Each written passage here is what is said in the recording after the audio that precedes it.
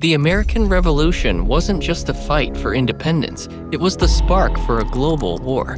From the forests of North America to the courts of Europe, nations clashed, empires shifted, and the fate of a continent was rewritten. Fought between 1775 and 1783, the American Revolutionary War was far more than a colonial rebellion. It became a conflict that drew in the greatest empires of the 18th century. Over 230,000 soldiers fought for the Continental Army, with another 145,000 local militia members supporting the effort. On the British side, more than 56,000 regular troops, along with German mercenaries and Native American allies, attempted to crush the uprising. But the war quickly escalated beyond North America. France, Spain, and the Dutch Republic entered the conflict, seeking to weaken Britain and secure their own geopolitical interests. French forces, in particular, played a decisive role in battles like the Siege of Yorktown, where 12,000 soldiers and 30,000 sailors helped force the British surrender. In total, the war saw over 25,000 American casualties and 24,000 British losses. We'll display the global scope of the conflict, from North America to Europe and the high seas, illustrating how the American Revolution reshaped the balance of power across the world. Following the end of the French and Indian War in 1763, tensions began to rise between Britain and its American colonies: Massachusetts, New Hampshire, Rhode Island, Connecticut, New York, New Jersey, Pennsylvania, Delaware, Maryland, Virginia, North Carolina, South Carolina, and Georgia. The British government, facing a massive war debt, implemented a series of taxes and regulations on the colonies, including the Stamp Act in 1765 and the Townshend Acts in 1767. These taxes were imposed without colonial input, leading to the rallying cry of "no taxation without representation," as the colonies had no representatives in the British Parliament. This perceived violation of their rights sparked widespread protests among the colonists. In response, groups like the Sons of Liberty formed, organizing acts of resistance such as the Boston Tea Party in 1773. Britain retaliated with harsh punitive laws, known as the Coercive Acts of 1774, which only deepened the divide. Colonial leaders from the 13 colonies convened the First Continental Congress later that year to address grievances, but efforts to find a peaceful resolution failed. By 1775, the stage was set for armed conflict as the colonies increasingly moved toward independence.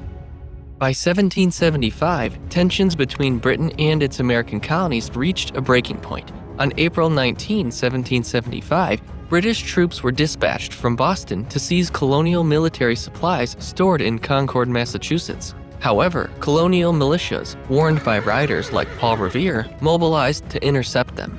The confrontation began in Lexington, where the British and colonial militia faced off.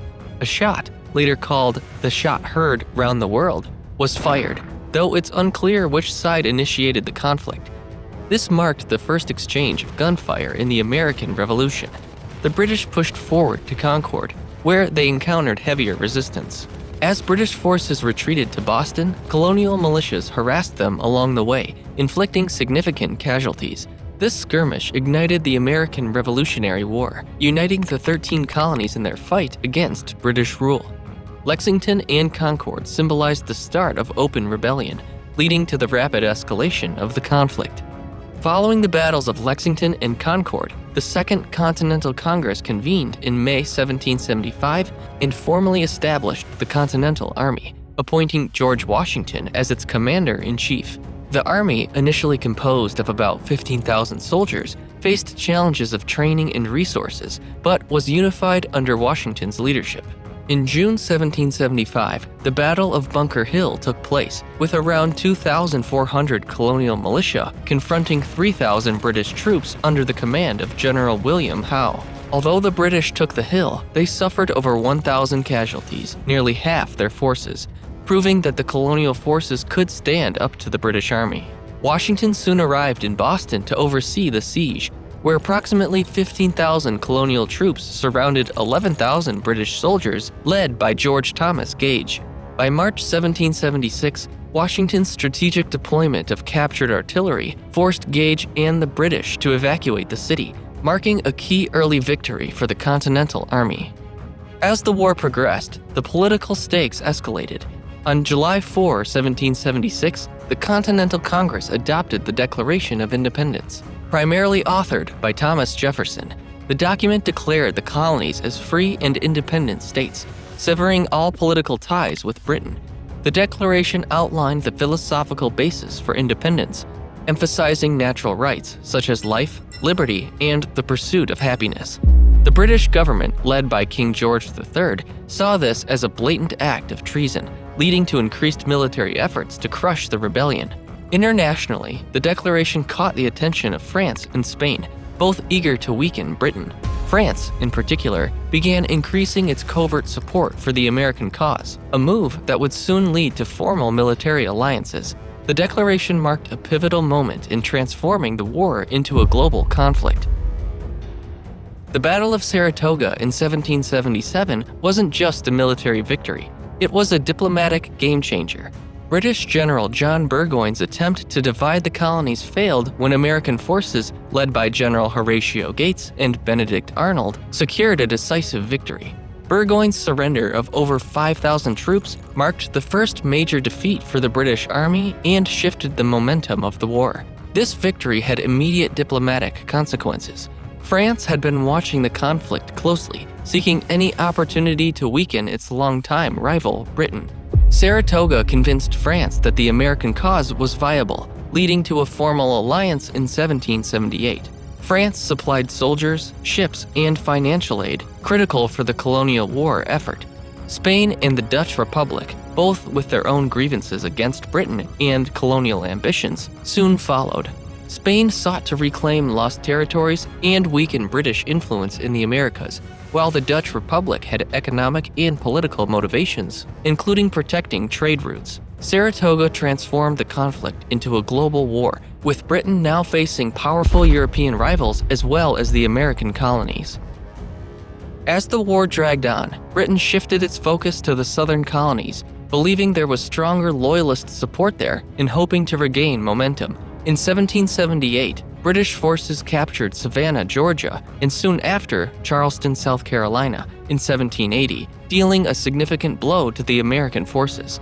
Under the command of General Charles Cornwallis, British troops began a brutal campaign in the South, targeting key rebel strongholds. The southern theater of the war was marked by a combination of large battles and guerrilla warfare.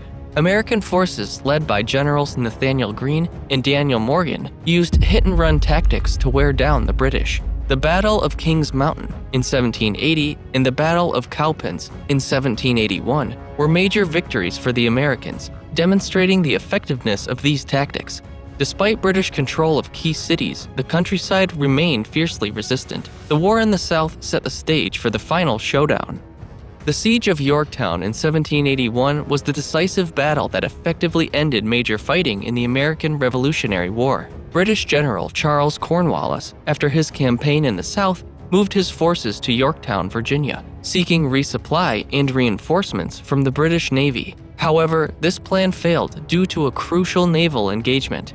The French fleet, under Admiral François de Grasse, played a vital role by blocking the Chesapeake Bay, preventing British naval forces from reaching Cornwallis. In the Battle of the Chesapeake, the French fleet defeated a British fleet commanded by Admiral Thomas Graves, ensuring British troops in Yorktown were cut off from escape or support. On land, General George Washington and French General Comte de Rochambeau led 17,000 American and French troops in a siege that eventually forced Cornwallis to surrender on October 19, 1781. Following the decisive American and French victory at Yorktown in 1781, peace negotiations between Britain and the American colonies began. After 2 years of complex discussions, the Treaty of Paris was signed on September 3, 1783, formally ending the American Revolutionary War. Representing the United States were John Adams, Benjamin Franklin, and John Jay. David Hartley, signing on behalf of King George III and the British government, represented Britain. The agreement recognized the independence of the United States and established its borders, stretching from the Atlantic Ocean to the Mississippi River. and from Canada to Spanish Florida. The Treaty of Paris had significant geopolitical consequences. Britain lost its 13 American colonies, drastically reducing its influence in North America, while France and Spain gained territory and prestige. The United States faced the enormous task of building a new government, eventually leading to the creation of the U.S. Constitution in 1787. The revolution may have ended in victory, but its legacy lives on. The ideals of freedom, equality, and independence continue to influence the world today. The story of the American Revolution is just the beginning of a much larger tale of global change.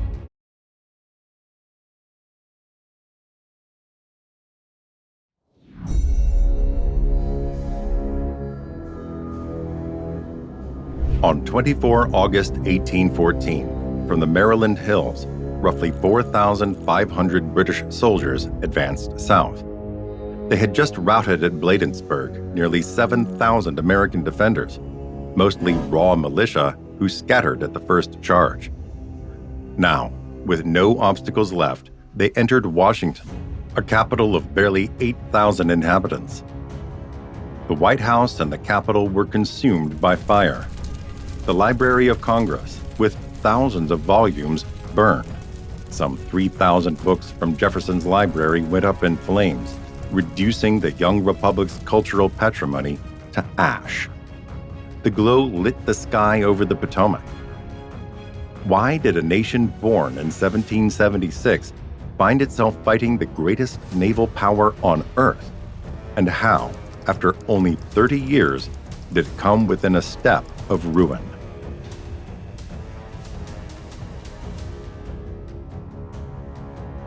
At the dawn of the 19th century, the world was shaped by the Napoleonic Wars. In Europe, France controlled much of the continent from the Atlantic to the Danube. At sea, Great Britain held supremacy with a fleet patrolling the Atlantic, Mediterranean, and Caribbean.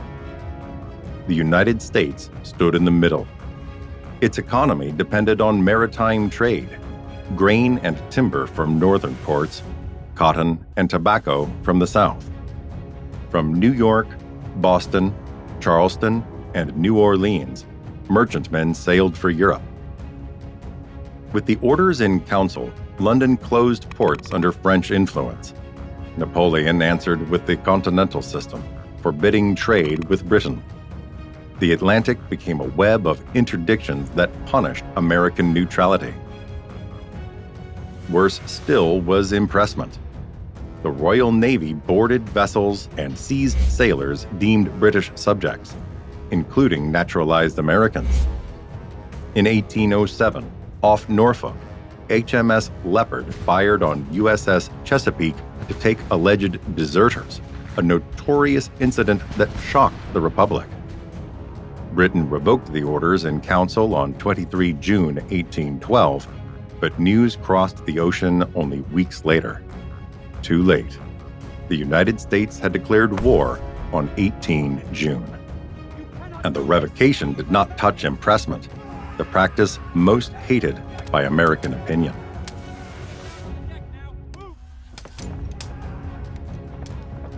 Did you know that most people who watch our documentaries aren't subscribed yet? If you enjoy animated maps and history, join our community. Leave a like and subscribe so you never miss the next episodes. When the United States declared war on Britain in June 1812, the motives were multiple and converging. At sea, the issue was sovereignty. British cruisers boarded U.S. vessels, seized sailors by impressment, and stripped crews, an affront to national dignity and neutral rights. The most explosive tensions lay along the interior frontiers. In the Great Lakes country and the Ohio Valley, tribes led by Tecumseh and his brother Tenskwata forged a wide alliance to halt the settlers' advance.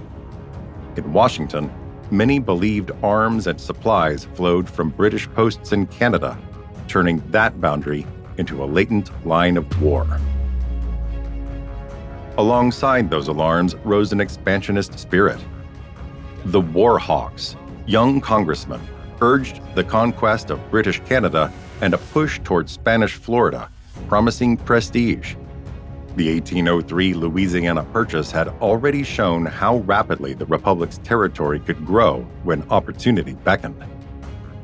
Thus, the War of 1812 sprang from a tangle of purposes: defend honor and sovereignty at sea, break the link between London and native confederacies, secure the frontier, and pursue new lands to annex for a future reaching from the Atlantic to the Mississippi and beyond.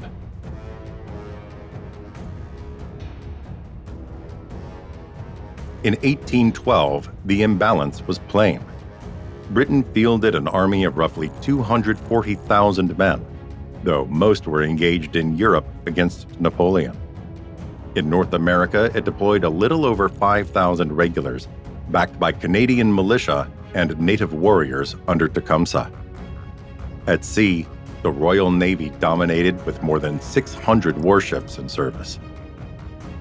The United States could muster only about 7,000 regulars, reinforced by poorly trained state militia. Its navy was tiny, 8 frigates and 14 brigs, no match in numbers for Britain's. France, despite a vast army in Europe of over 600,000, offered the United States no help. Its fleet, cut down after Trafalgar to fewer than 80 ships of the line, could not challenge the Royal Navy.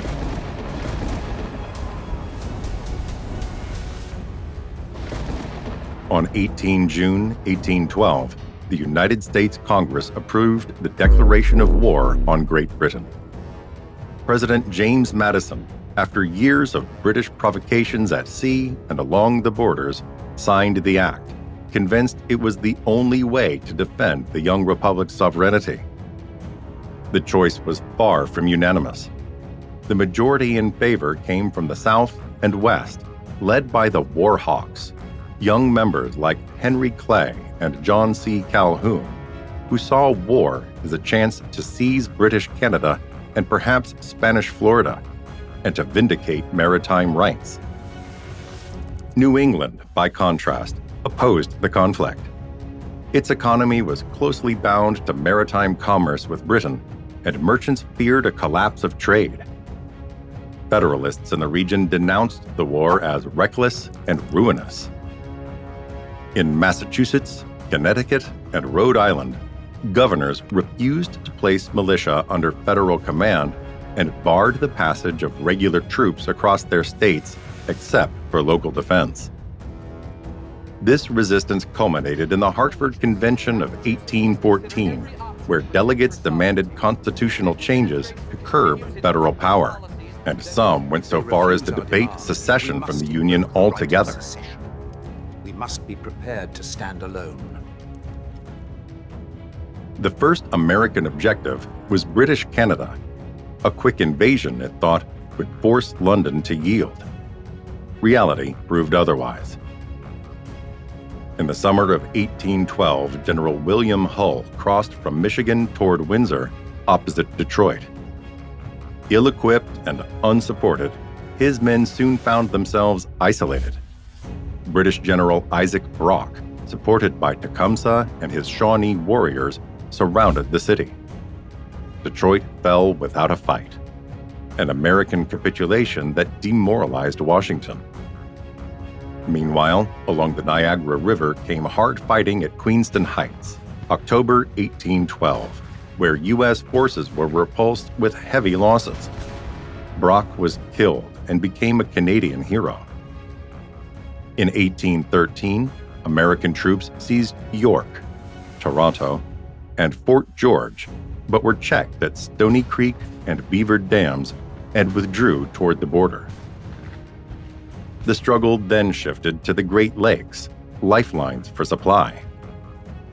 On Lake Ontario, the rival squadrons built furiously, yet achieved little. In September 1813, on Lake Erie, Commodore Oliver Hazard Perry led the U.S. squadron to victory, winning control of the lake. Thanks to that success, American forces retook Michigan.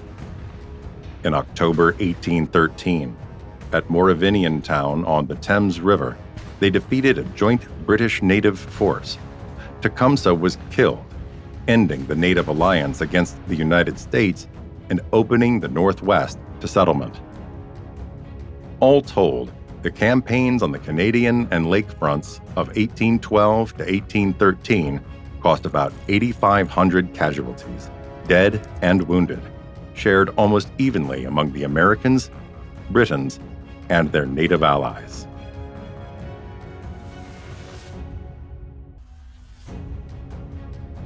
If the United States could hope for success on the Great Lakes, the ocean told a harsher story. In 1812, the Royal Navy imposed an ever-tighter blockade along the entire Atlantic seaboard. From New England to Georgia, harbors were isolated, merchantmen idled at anchor, and customs receipts collapsed as commerce withered. Yet early in the war came symbolic flashes of triumph. The frigate USS Constitution, old Ironsides for her stubborn, resilient hull, shattered HMS Guerre off Halifax. Soon after, USS United States captured HMS Macedonian, and Constitution defeated HMS Java. These single-ship duels did nothing to dent British sea power, but they proved that well-built American frigates, ably handled, could outfight equal opponents. The victories lifted morale in a nation that felt chronically inferior at sea. By 1813, the blockade tightened to a chokehold. The coast suffered amphibious raids. Warehouses burned, gunboats were scattered, and small towns were levied for rations and supplies. The most dramatic blow fell in August 1814, when about 4,500 British veterans, fresh from the Peninsular War, landed in the Chesapeake. After routing 7,000 militia at Bladensburg, they marched into Washington and set the White House, the Capitol, and the Library of Congress ablaze. Baltimore was the next target, both symbol and prize. With some 45,000 inhabitants, it ranked as the Republic's third city and bustling entrepot. At Fells Point, shipyards launched sleek Baltimore clippers, fast schooners that fueled a fierce privateering war against British trade. Silencing Baltimore promised to cripple America's most active corsair base. Geography complicated that ambition. The harbor could be approached only through narrow channels over shallow bars, all dominated by Fort McHenry and supporting batteries. Inland, a belt of trenches and guns guarded the city from a landward storm. On the night of 13 September 1814, the Royal Navy bombarded Fort McHenry for more than 25 hours, hurling thousands of shells and carcasses. At dawn, the garrison flag still flew. The Star-Spangled Banner was yet there. Francis Scott Key, watching from the water, panned to the lines that would become a national hymn. Failure at Baltimore ended Britain's major operations on the Atlantic coast. The blockade continued for a time, but the young republic had found a durable emblem of resistance and the confidence to claim the conflict as a second American independence.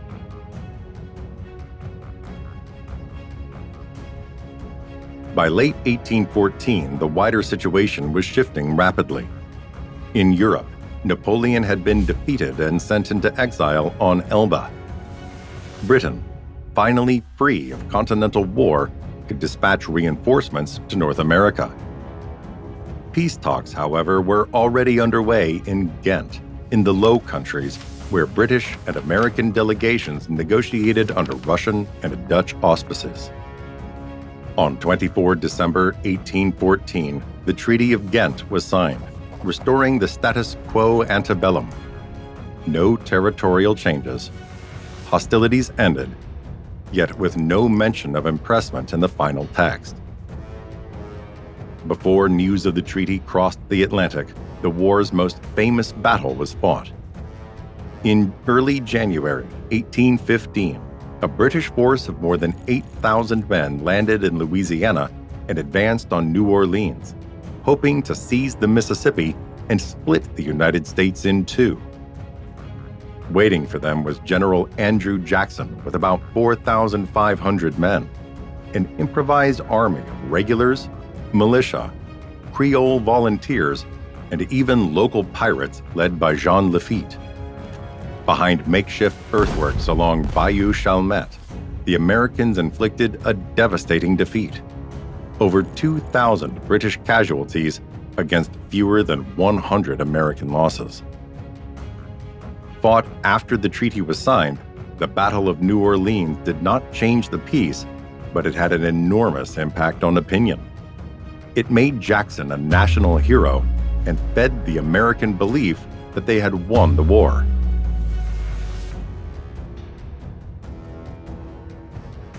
The War of 1812 produced no great shifts on the map, but its consequences were decisive.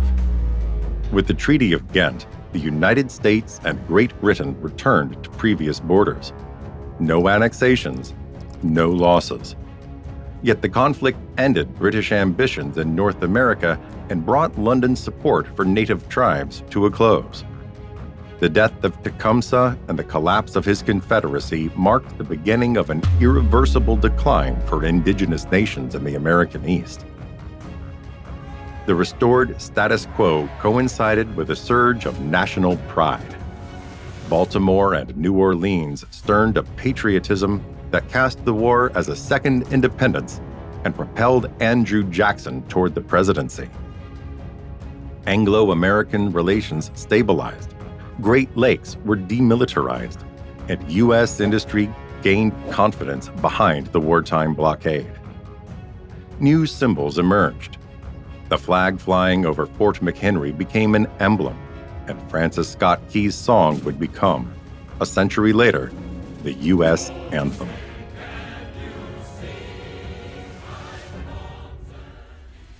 The War of 1812 was brief but decisive. It did not redraw borders, but it transformed how the United States saw itself, from fragile young republic to a nation able to withstand the world's most powerful empire. It was a second war of independence, a turning point that consolidated patriotism and opened the way to future westward expansion.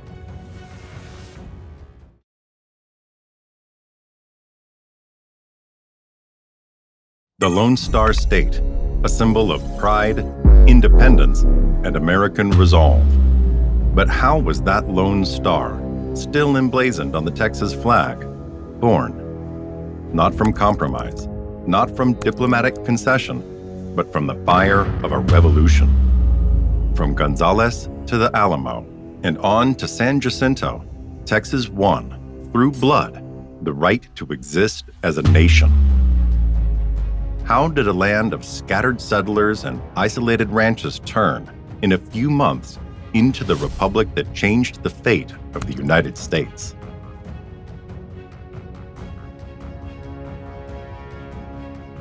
When Mexico won independence from Spain in 1821, Texas was a vast, almost empty land. 3,000 to 4,000 Tejanos lived scattered among abandoned missions and isolated ranches.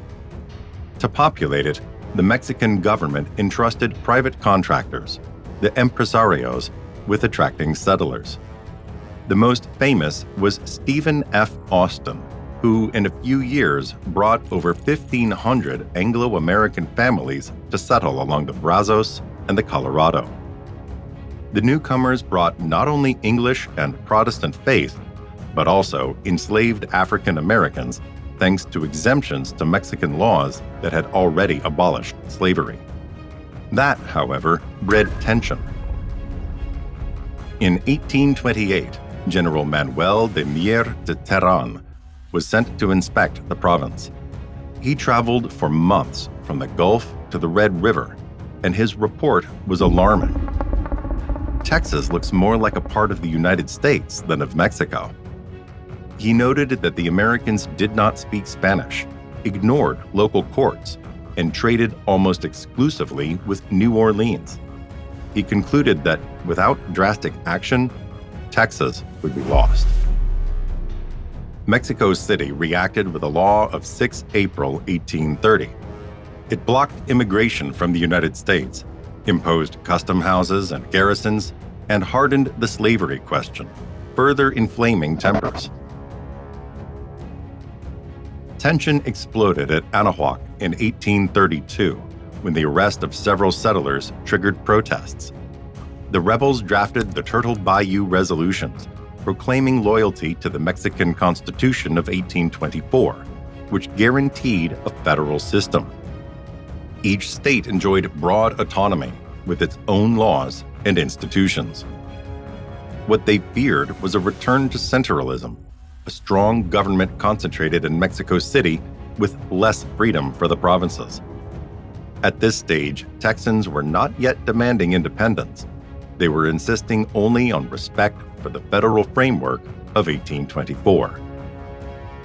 In 1835, the turning point came.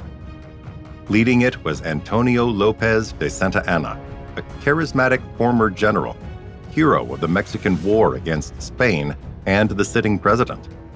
Until 1834, he had presented himself as a defender of federalism, winning wide support. Once he consolidated power, he abruptly pivoted to centralism. In October, at San Felipe de Austin, Texan delegates meeting in the consultation created a provisional government to coordinate resistance. Revolution was now at the door.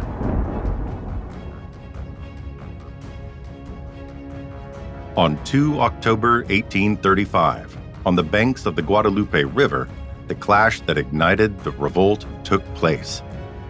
A small Mexican detachment, about 100 cavalry under Francisco de Castaneda, reached the town of Gonzales to seize a cannon that years earlier had been loaned to the inhabitants for defense against the Indians.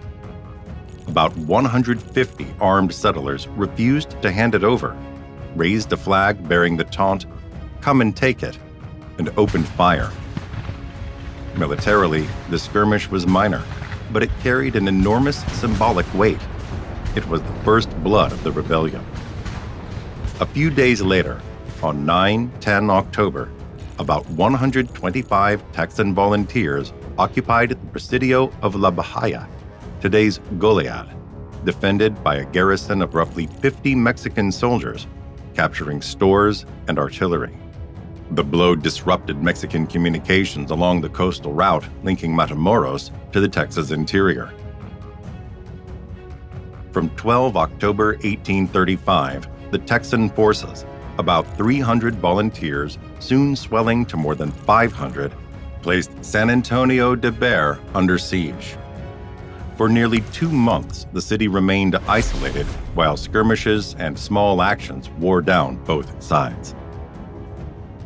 Tension rose again on 28 October, when some 90 Texans, including James Bowie and James Fannin, clashed with 400 to 450 Mexican soldiers at Mission Concepcion near San Antonio. Sheltered by trees and terrain, the Texans repulsed a numerically superior attack. On 26 November, in the same sector, came the so-called grass fight. Around 400 Texans intercepted a convoy escorted by 100 to 150 Mexican horsemen, believing it carried pay for the troops. The load proved to be hay and forage for the cavalry. Disappointing as it was, the episode strengthened the sense that the siege of San Antonio was grinding down the enemy. Finally, between 5 and 9 December 1835, the Texans launched a direct assault on San Antonio de Bexar. The rebel army numbered about 700 under Edward Burleson, though not all took part in the final push. The Mexican forces, around 400 soldiers led by General Martin Perfecto de Cos, barricaded themselves in the town and in the Alamo complex. Guided by volunteers such as Ben Milam, who fell in action on 7 December, the Texans advanced house by house until Cos was forced to capitulate on 9 December. Mexican garrisons withdrew beyond the Rio Grande, leaving arms and cannon. At the start of 1836, while many Texas settlers believed the war was over after Bear's Fall, the Mexican government was preparing a powerful response. President and Commander Antonio Lopez de Santa Anna mustered an army that, counting marching columns and reinforcements, could reach about 6,000 men. The advance was planned on several axes. The main column, led by Santa Anna himself, would cross the Rio Grande and strike San Antonio, while General Jose de Urria's column would follow the coast from Matamoros to Refugio and Goliad, tasked with breaking resistance in minor towns and isolating rebel forces. On 23 February 1836, Santa Anna's vanguard reached San Antonio de Bexar and began the siege of the Alamo, the fortified former mission that held fewer than 200 to 250 defenders. Among them were figures destined for legend: Colonel William B. Travis, Volunteer Commander James Bowie, gravely ill during the siege, and the Tennessean adventurer Davy Crockett with a small company. For 13 days, from 23 February to 5 March, the Alamo endured intermittent bombardment. Santa Anna demanded surrender several times, but the defenders replied with fire and with calls to resist. Famous is Travis's letter to the people of Texas and all Americans in the world, pledging to fight to the last. At dawn on 6 March 1836, about 1,800 Mexican soldiers stormed the mission in 4 columns. After bitter fighting, the Texan garrison was annihilated. The main rebel commanders fell on the field. While the Alamo was falling, at Washington on the Brazos, the Texas Convention on 2 March 1836 proclaimed the Declaration of Independence, followed on 17 March by the Constitution of the Republic of Texas, with David G. Burnett as interim president and Lorenzo de Zavala as vice president. Meanwhile, to the east, the runaway scrape began. Thousands of Anglo-American civilians and pro-revolution Tejanos abandoned their homes toward the Colorado, Brazos, and Trinity rivers.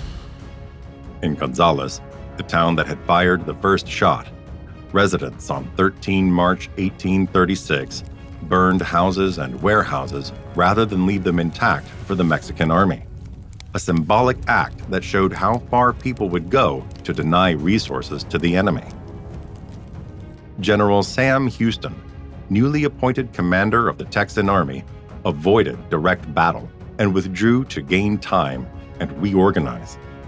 Along the coast, Urria's column advanced on the Matamoros Refugio Goliad line, dealing heavy blows to Texan outposts. The war was entering its most dramatic phase.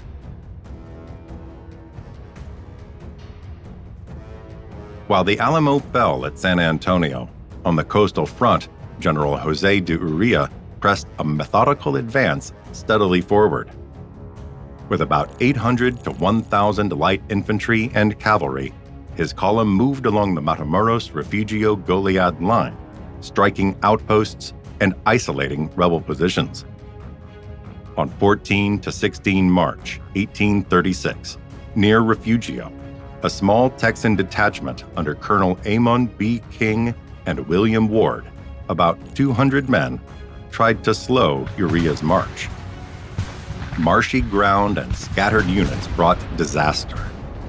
After hard fighting, the Texans were dispersed, many killed, others taken captive. The Mexican advance continued almost unhindered, pressing onward along the coast despite skirmishes and pursuers.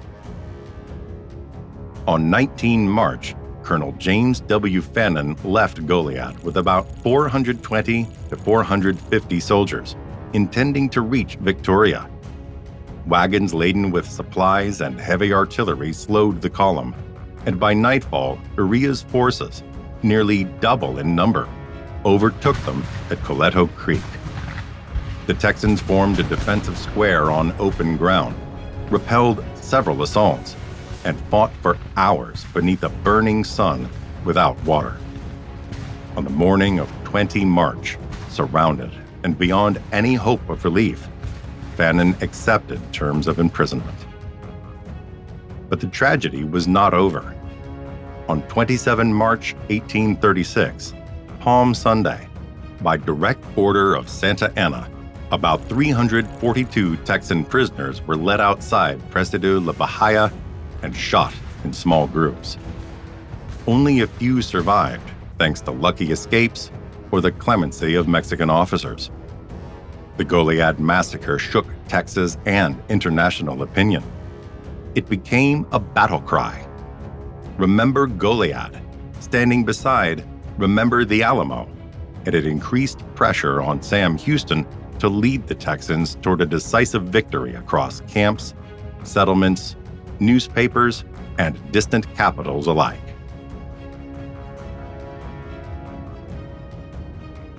After the fall of the Alamo and the Goliad massacre, panic swept Texas. The runaway scrape grew in intensity. Thousands abandoned homes in San Antonio, Gonzales, Victoria, and Goliad. Wagons loaded with families, herds driven in flight, and the sick carried on makeshift stretchers streamed eastward.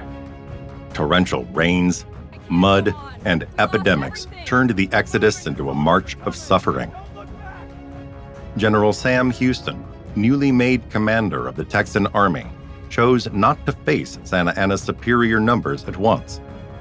With about 900 effectives, he moved alongside the refugees, covering the retreat while avoiding direct battle.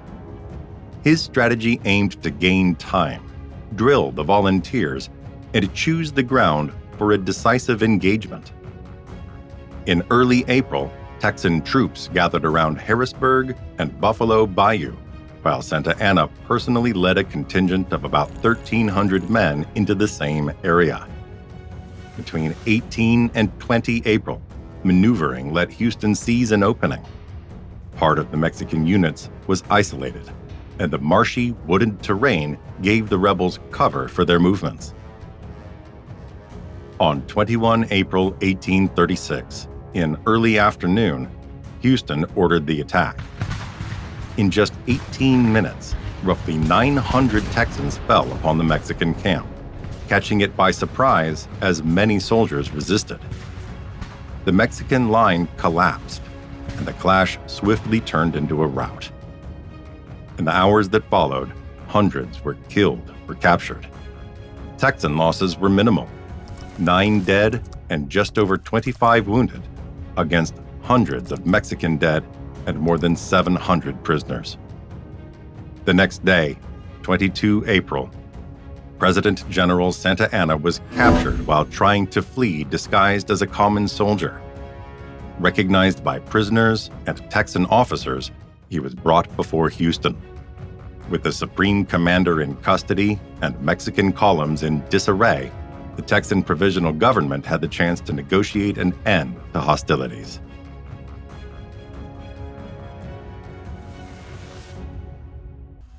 With Santa Anna's capture after San Jacinto, the Texans gained an unexpected advantage. On 14 May 1836, at Velasco, today's Surfside Beach, 2 documents were signed: a public treaty calling for a ceasefire and the withdrawal of Mexican troops south of the Rio Grande, and a secret treaty by which Santa Anna, as prisoner, recognized Texas independence and accepted Rio Grande as the boundary. But in Mexico City, the government refused to ratify them.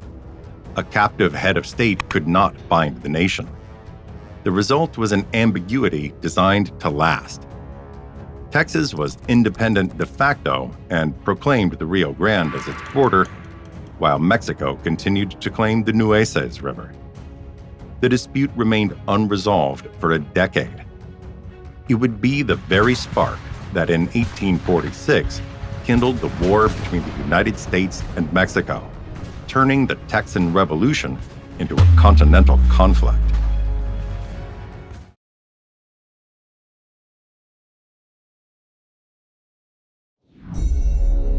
In 1836, after years of revolt and bloodshed, Texas won its independence from Mexico at gunpoint. Thus was born the Lone Star Republic, proud and young, with its capital at Houston, a constitution modeled on America's, an army, and even a currency of its own. Yet behind the pride, the new state was fragile, crushed by debt, harried by raids along the Rio Grande, and terrified of a Mexican reconquest. Texas searched for an ally. For years, it knocked at Washington's door, asking to enter the Union. But in the United States Congress, the answer was not simple. Texas was a slave state, and its admission threatened to break the political balance between North and South. Nevertheless, in 1845, that request was finally granted, a gesture that Mexico City received as an insult. Tempers rose on both sides. How could a frontier republic drag two nations into a war destined to truly change the continent's face forever?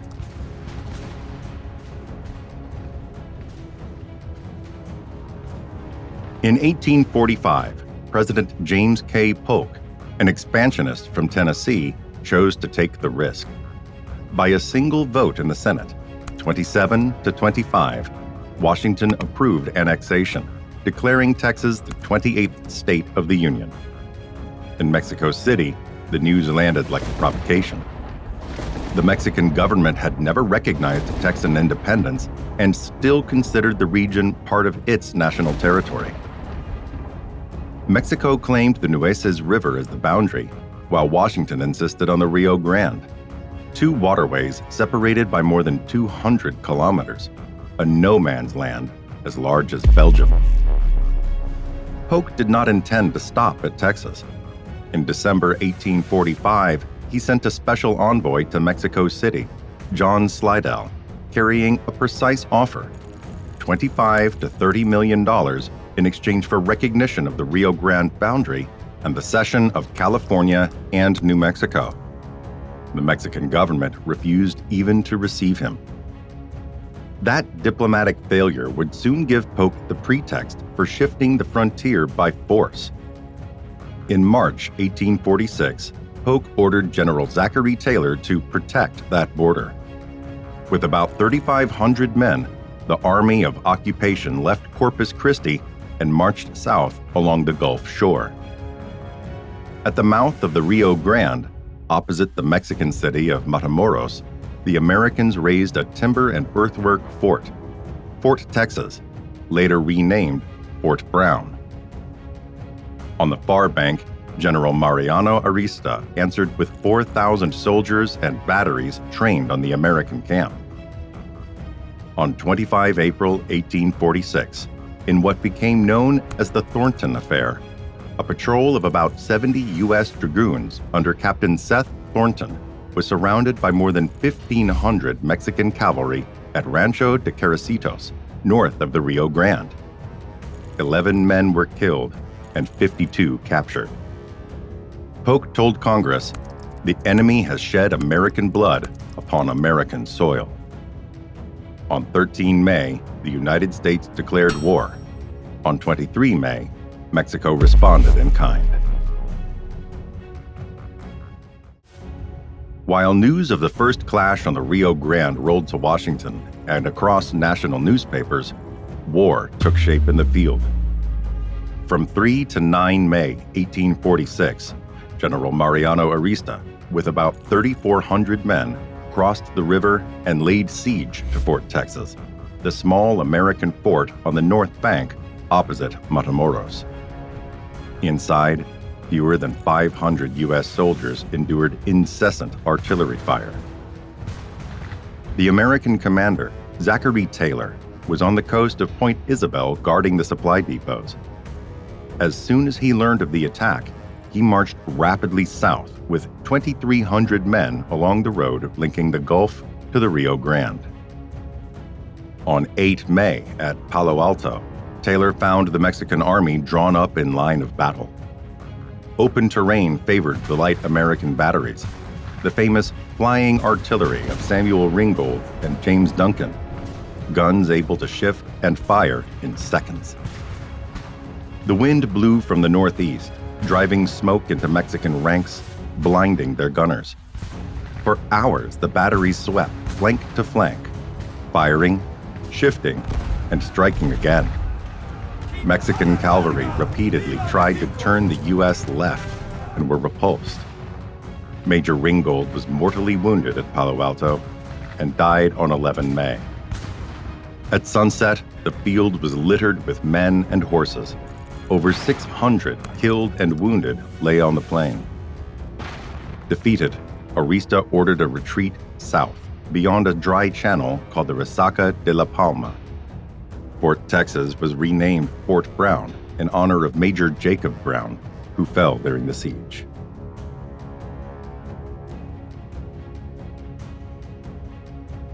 At dawn, on 9 May 1846, Zachary Taylor's army resumed its advance.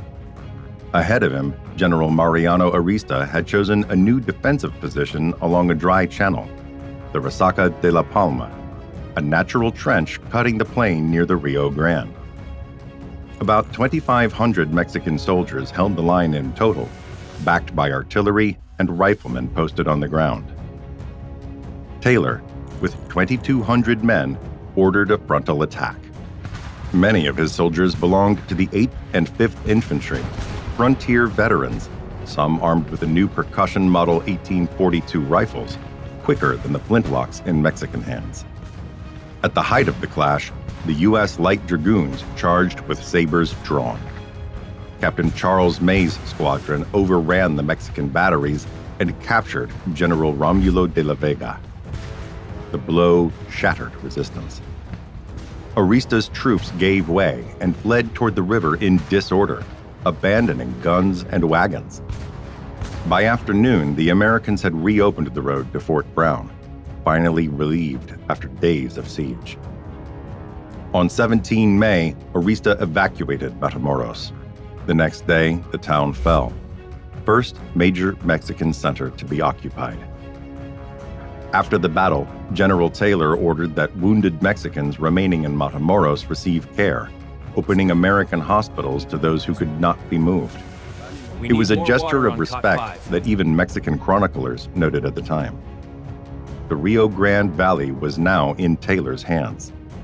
But on the skyline rose the Sierra Madre Oriental, and beyond those mountains lay Monterrey.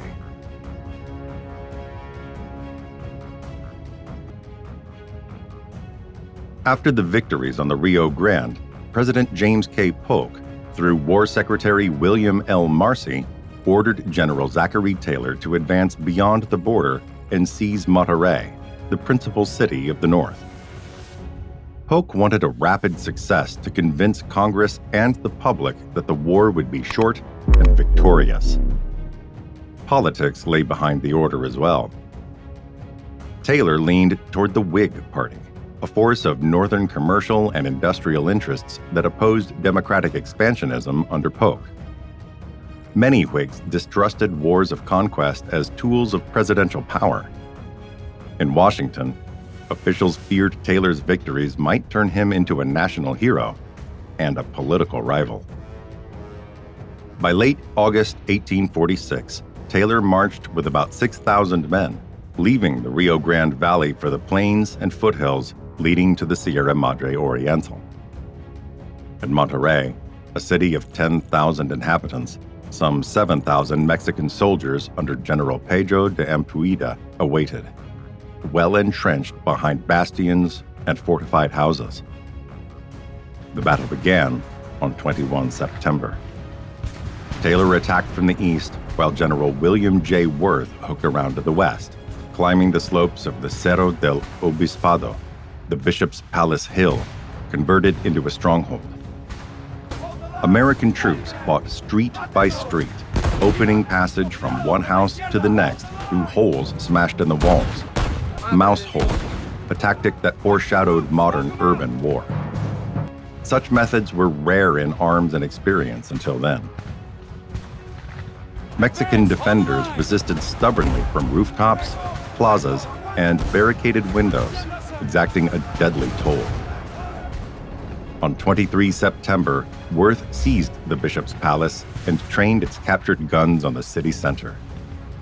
Encircled, Ampuida asked for an 8-week armistice. He would evacuate Monterrey with his troops and the civilian families. Taylor, with hundreds of wounded and short supplies, accepted the terms. In the disorder after the capitulation, some volunteer Texas units turned to looting and vengeance against civilians, episodes Taylor himself had to repress to restore discipline and the Army's honor. In Washington, however, Polk fumed. He wanted an unconditional surrender. Yet Taylor had prevailed. Monterrey was in American hands, but beyond the victory loomed a new challenge: the return of Santa Anna, determined to recover everything he had lost.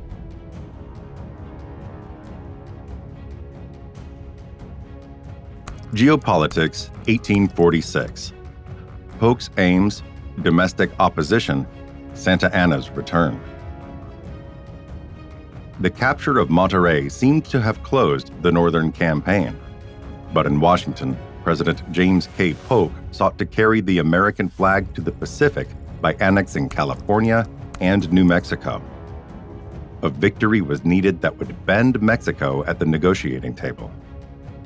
Thus, while Taylor consolidated positions in the North, Polk and War Secretary William L. Marcy planned a second, more ambitious campaign: an amphibious landing on the Gulf of Mexico aimed at Veracruz and then Mexico City under General Winfield Scott. To form the new invasion corps, Polk ordered many of Taylor's regulars transferred from the Northern Front, leaving him mainly inexperienced volunteers. A risky military move, but politically useful in checking Taylor's popularity. Meanwhile, debate grew in the United States. Whigs accused Polk of provoking war to seize new territories open to slavery.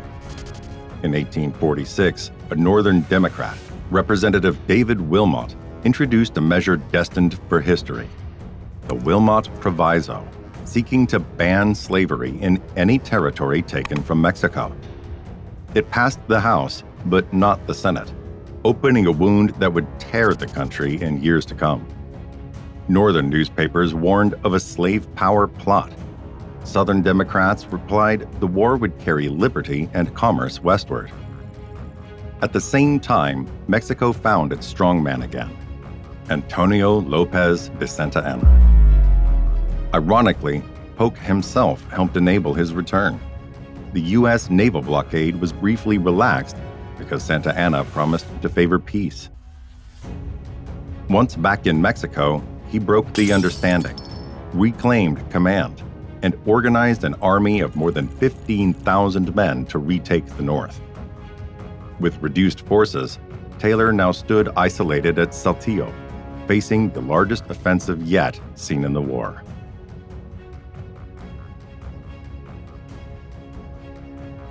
Buena Vista, Angostura, 22-23 February 1847.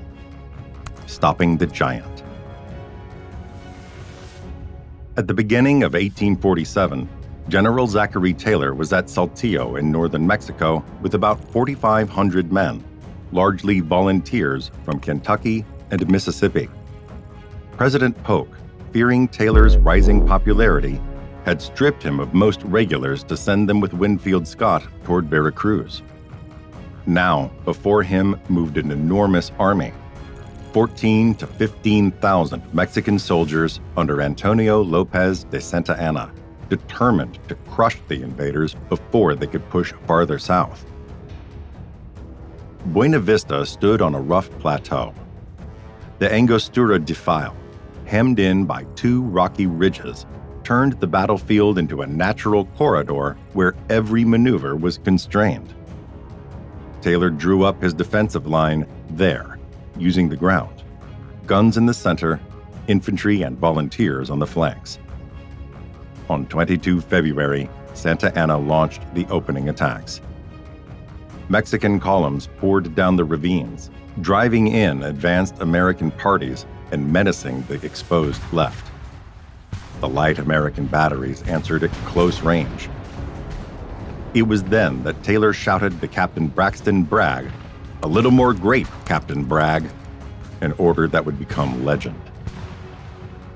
Through the afternoon, the Mississippi Rifles under Colonel Jefferson Davis, men destined for later fame in the Civil War, counterattacked to seal the gap.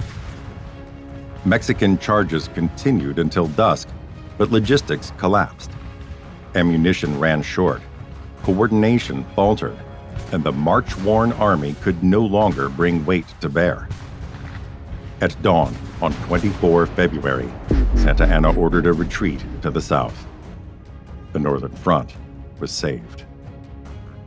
Zachary Taylor, nicknamed Old Rough and Ready, had stopped the giant with a pared-down army. In Washington and on front pages across the nation, he became the hero of Mexico.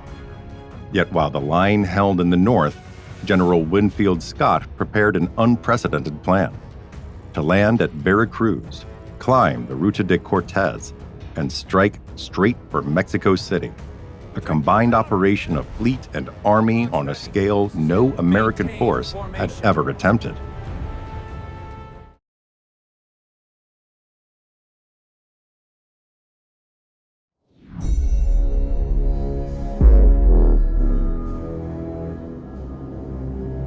In 1847, the United States unleashed an unprecedented force. Never before in its history had the U.S. Navy struck on two oceans at once. In the Gulf of Mexico, the Home Squadron, 11 warships and over 4,000 sailors, laid siege to Veracruz. On the Pacific coast, the Pacific Squadron, with 12 ships and 1,000 men, occupied California's ports. For the first time, the United States truly projected power from sea to sea, coordinating fleets and armies in a single continental campaign. An army of 10,000 under General Winfield Scott was preparing to march on Mexico City. America acted like a superpower. 2 oceans, 2 fleets, 1 objective: to conquer Mexico. But what price would such audacity demand?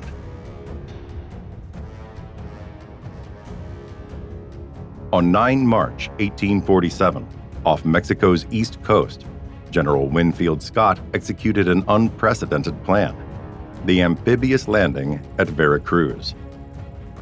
Before the fortified city, guarded by the framed forces of San Juan de Ulula, more than 10,000 American soldiers and sailors of the Home Squadron formed a perfect ring of 65 surfboats. In a few hours, the circle closed on Colado Beach. No losses, not a shot fired. It was the first coordinated amphibious operation in American history, carried out with precision. The fleet maintained a tight blockade offshore throughout. Veracruz, a port city of more than 15,000 inhabitants, was girded with thick bastions and a chain of coastal forts that made it the gateway to Mexico. Some 3,500 Mexican soldiers under General Juan Esteban Morales defended it, supported by the fortress artillery of San Juan de Ulula, armed with more than 100 guns. Scott knew a direct assault would cost thousands of lives, so he opted for a scientific siege. Siege batteries were laid out on concentric lines, trenches parallel to the city, advanced each day by a few hundred yards. Within days, the crossfire of land and naval guns opened breaches in the walls and swept away Mexican positions. Inside, conditions became desperate. Water and provisions ran short, and thousands of civilians crowded into churches. After 20 days of bombardment, on 29 March 1847, the Mexican commander Jose Juan Landero, who had replaced Morales, accepted the surrender of the city and of San Juan de Ulula. With Veracruz fallen, the United States had a secure harbor for reinforcements and supplies, and a perfect base from which to advance along the legendary Ruta de Cortez, the very road taken 3 centuries earlier by the Spanish conquistador. The door to Mexico stood open.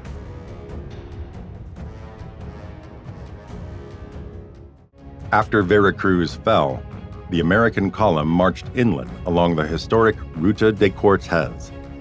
About 110 kilometers from the coast, it met ridges, ravines, and hairpins marking the entrance to the Sierra Madre Oriental. Along the Carretera Nacional, General Antonio Lopez de Santa Anna had prepared a formidable trap. With roughly 12 to 15,000 men, heavy artillery, and batteries on commanding ground, he barred the only pass to the plateau. General Winfield Scott, with about 8,500 men, understood that a frontal attack would be suicidal. He resolved to exploit the most underrated resource in the Army, the engineer officers. Among them was a young lieutenant, Robert E. Lee. He discovered a secondary path through the hills, threading thick vegetation and allowing an outflanking movement from the west. On the morning of 18 April, while the main forces engaged Santa Anna's defenses frontally, the light troops of Twigs and Shields moved silently along the new trace and fell on the enemy's left. Mexican batteries were overrun, the lines broken, and more than 3,000 men, with 43 guns, fell prisoner. Santa Anna escaped into the interior, but lost control of the entire region. In the confusion of the retreat, Illinois volunteers captured his carriage, with strong boxes of money and even the general's wooden leg abandoned in the headlong fight. That unusual war trophy ended up displayed in the United States, where it is still kept as one of the conflict's most curious relics. With a victory at Cerro Gordo, the Sierra Madre Oriental was now reached. The road to Puebla and the Central Plateau lay open, and the American Army entered Mexico's heartland with soaring morale and the conviction that nothing could stop it.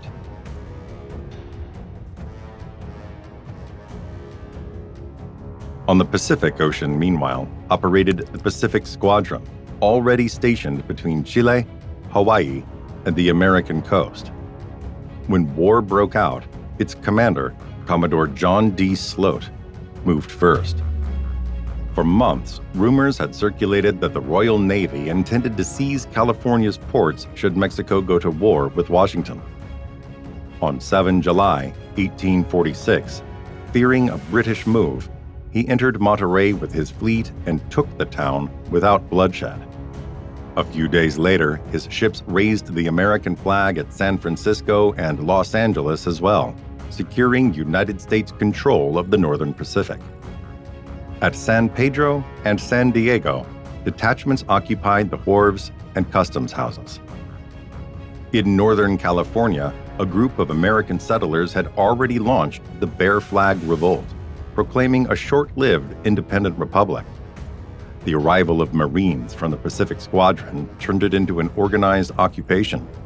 The Pacific coast was now in American hands. Courts reopened under temporary military law and order. Farther east, General Stephen W. Kearny marched along the Santa Fe Trail with 1,600 men and, on 18 August 1846, took Santa Fe without a fight, installing a military government in New Mexico. A brief but hard resistance followed. The clashes at San Pascual, Rio San Gabriel, and La Mesa culminated in the Agreement of Cajunga on 13 January 1847, which pacified California.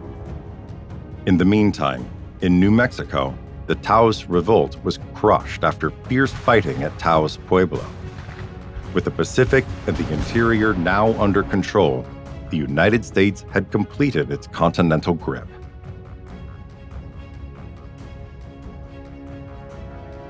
After the victory at Cerro Gordo, the American army passed through Puebla and, in August 1847, reached the approaches to the Valley of Mexico.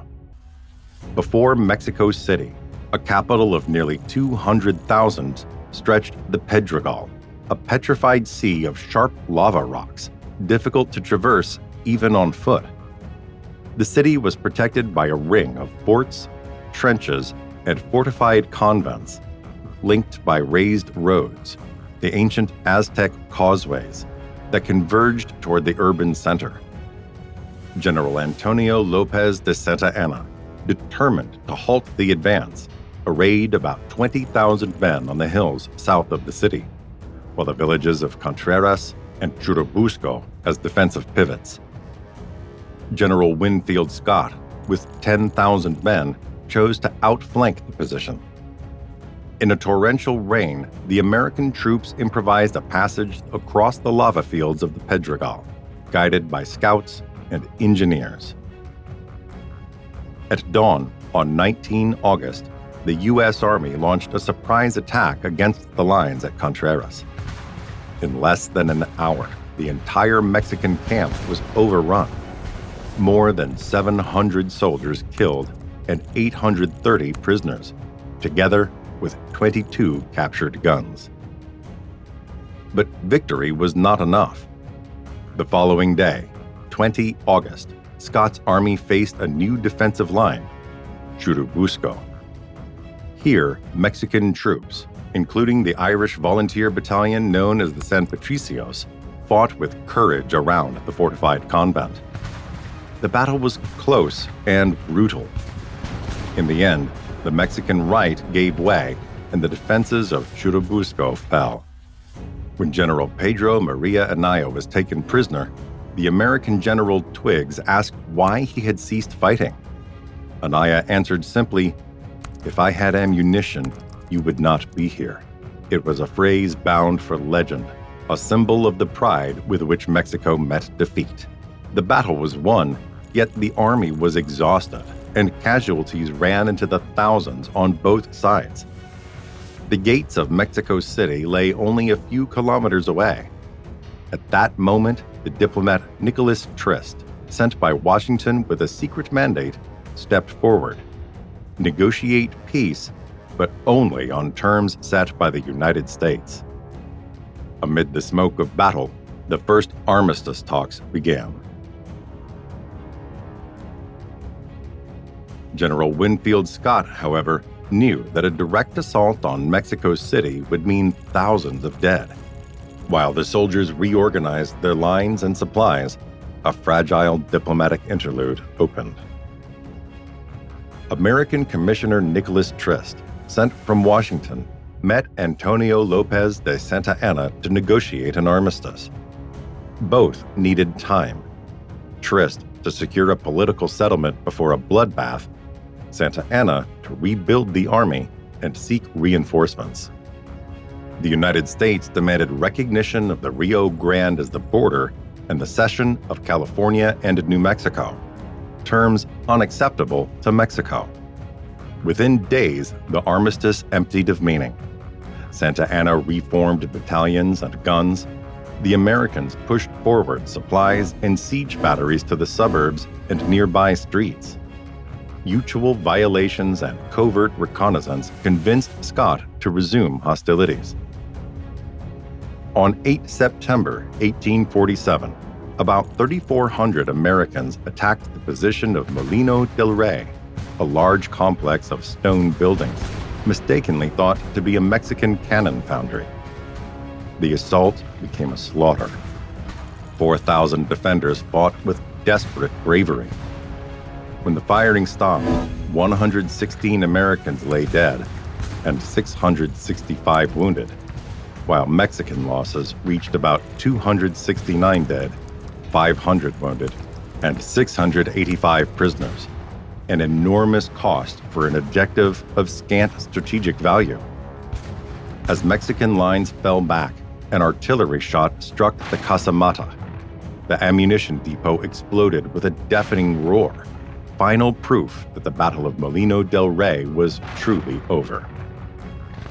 Yet the fight revealed the true approaches to the capital, the gates of Belen and San Cosme at the foot of Chapultepec Hill, the last defense of Mexico City.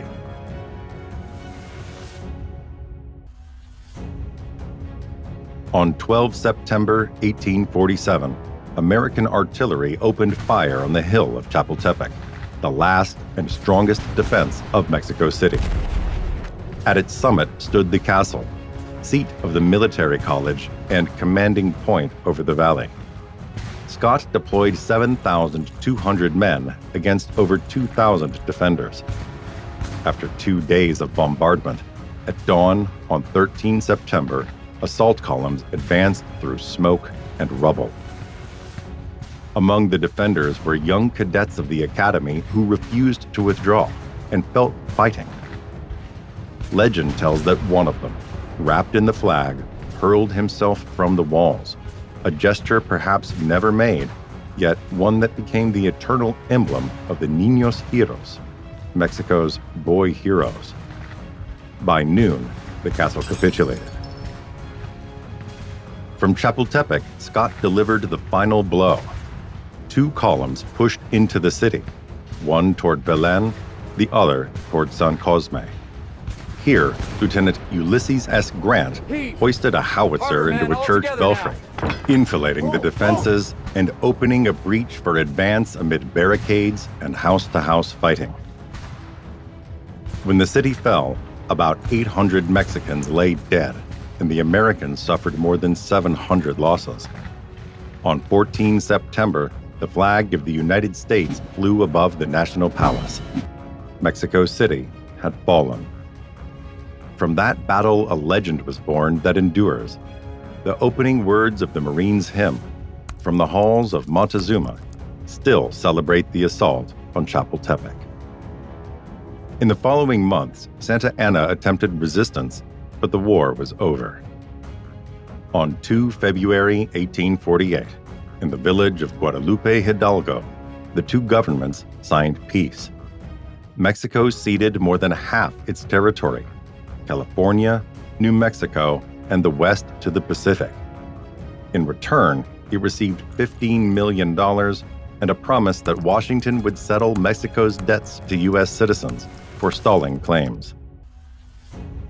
A new frontier emerged from the war, the border of the Rio Grande and the birth of a continental empire.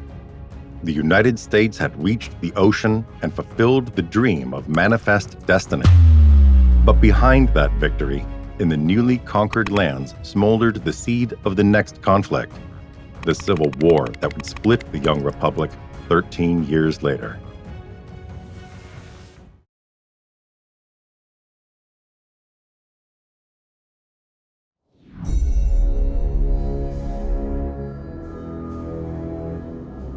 Washington, on the evening of April 14, 1865.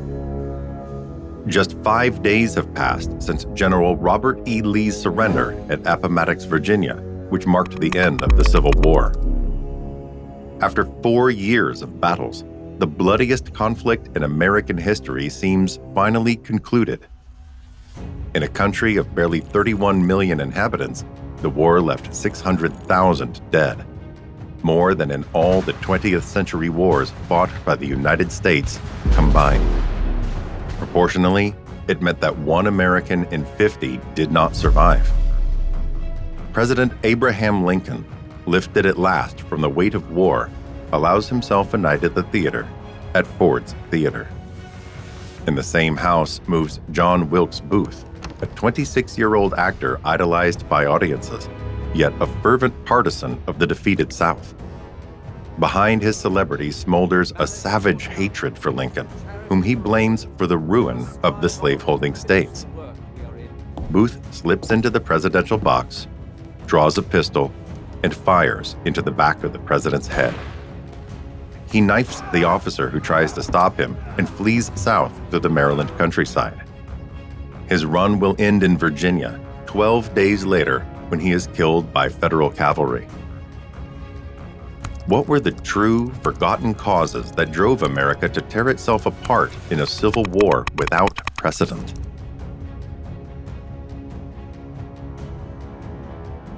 And it had all begun a few years earlier, in November 1860, when Lincoln, with 40% of the vote, carried every northern state without receiving a single ballot in the South. The split appeared immediately.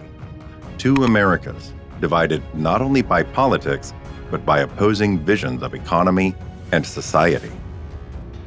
By the mid-19th century, the United States counted 31 million inhabitants, more than Britain and almost twice as many as France. And in 10 years, thanks to immigration, the population had grown by a third. The contrast between the country's two halves was stark. The North raced towards modernity, 53,000 kilometers of railroads, growing industry, and expanding cities. The South remained anchored to an agricultural economy based on cotton, shipped in bulk to the mills of Manchester, and on the labor of 4 million enslaved people. The gap also appeared in society. In the North, literacy approached 90% among the white population, against 65% in England and 60% in France. The United States seemed like a truly young, dynamic nation, able to offer education and opportunity like no other. But it was not only North and South that struggled over the Union's future. There was also a third America that would play a decisive role: the West.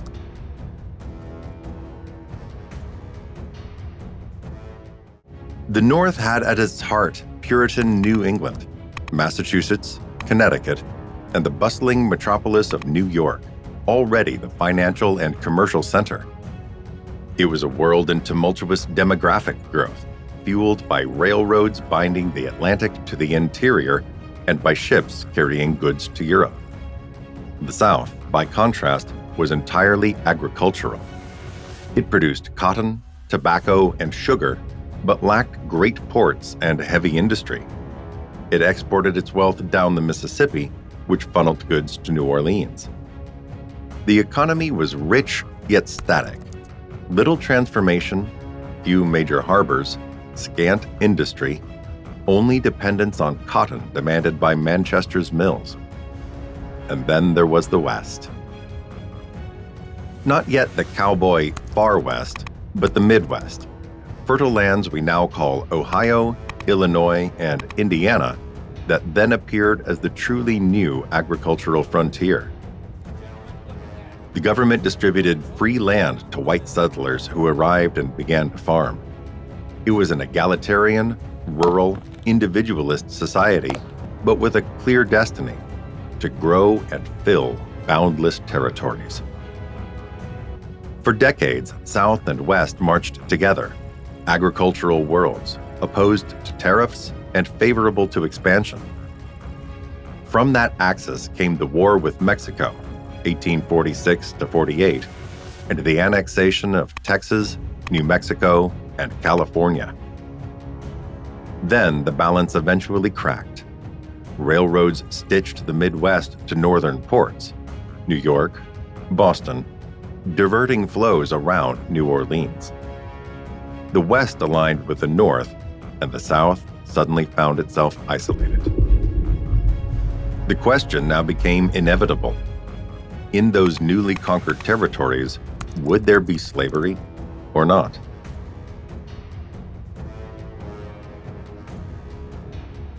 The political clash exploded in 1832 when Congress approved new tariffs. South Carolina declared those laws null and void and claimed the right not to enforce them. It was the theory of nullification, championed by Senator John Calhoun, who proclaimed, "The United States are not a nation, but a confederation of sovereign states." In practice, each state could decide whether to follow federal laws, asserting a veto over Washington's authority and elevating state sovereignty above national unity. The problem grew with territorial expansion. Every tract conquered, from Texas to California, was destined to become a territory, then a state of the Union, with the right to send 2 senators to Congress. Each star on the flag would tilt the balance. Unlike the House of Representatives, where seats were proportional to the population and the more populous North enjoyed an advantage, the Senate gave each state the same weight: 2 senators, whether tiny Delaware or gigantic California, so every new state meant 2 votes. The South wanted them slave, the North wanted them free. In 1820, With the Missouri Compromise, a fragile balance was reached. Missouri entered as a slave state, Maine as a free state. But after the victory over Mexico in 1848, the problem returned with force. The United States had annexed immense territories: Texas, New Mexico, California, and the political destiny of those lands had yet to be determined. As early as 1846, 2 years before the victory, Congress debated whether slavery could extend into the conquered territories.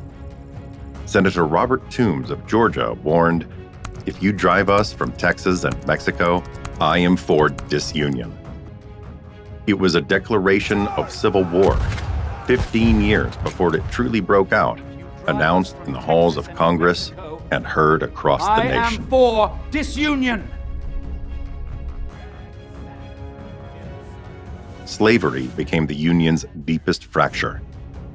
The South lived on immense plantations of cotton, tobacco, and sugar, worked by roughly 4 million enslaved people. Cotton left New Orleans and reached the mills of Manchester, feeding global commerce. At the beginning of the 19th century, it seemed destined to fade, as had already happened in Europe. Britain abolished slavery in 1833, France in 1848, and in the German lands it had long since disappeared.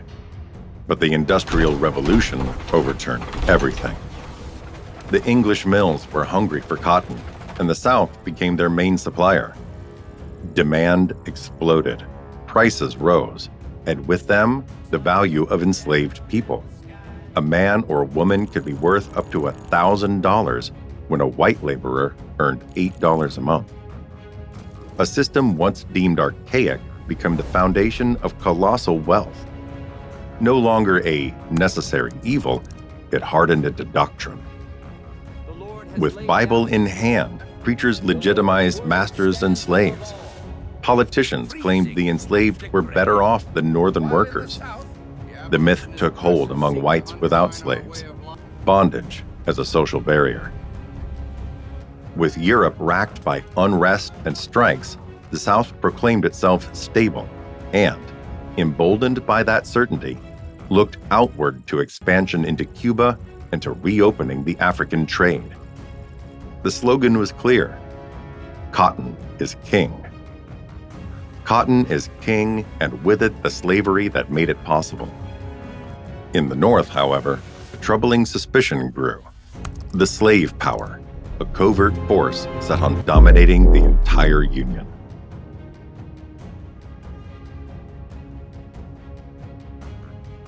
With the Compromise of 1850, California entered as a free state. In exchange, the Fugitive Slave Act obliged federal authorities to capture escaped slaves even in the North. In Boston or New York, seeing federal patrols hunt fugitives convinced many that Southern interests were invading the free states. Tension exploded a few years later over the admission of Kansas. Here, it had been expected that slavery would be barred, but the government decided that local settlers would choose for themselves. The result was an invasion. Colonists from North and South rushed in armed to impose their vision. Two rival governments emerged, each drafting its own constitution. Violence spread along the border. The prairies of Kansas turned into a battlefield. In May 1856, a band of pro-slavery Southerners sacked the abolitionist town of Lawrence. Days later, the radical abolitionist John Brown, together with his sons, organized brutal revenge: the Potawatomi Massacre, in which pro-slavery settlers were killed with broadswords. Kansas soon became known as Bleeding Kansas. In 1857 came another shock: the Supreme Court's ruling in Dred Scott. The court declared that black people were not citizens and that Congress could not forbid slavery in the territories. The decision seemed to seal total victory for the South and fed a Northern belief that the slave power truly controlled the nation. The breaking point arrived in 1859 in Harper's Ferry, Virginia, at the gates of the Appalachians.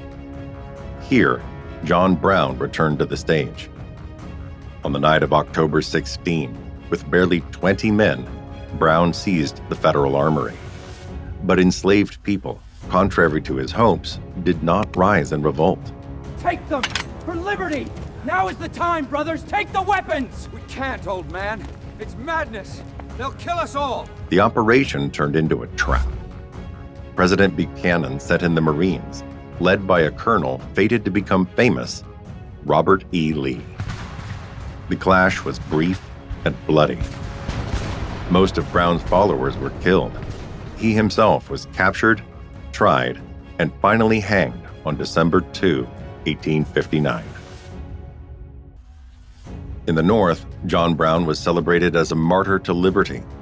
Bells rang, laudatory articles were printed, and popular songs were sung. In the South, by contrast, his figure became the embodiment of the abolitionist threat, the proof that the North meant to destroy their world with fire and blood.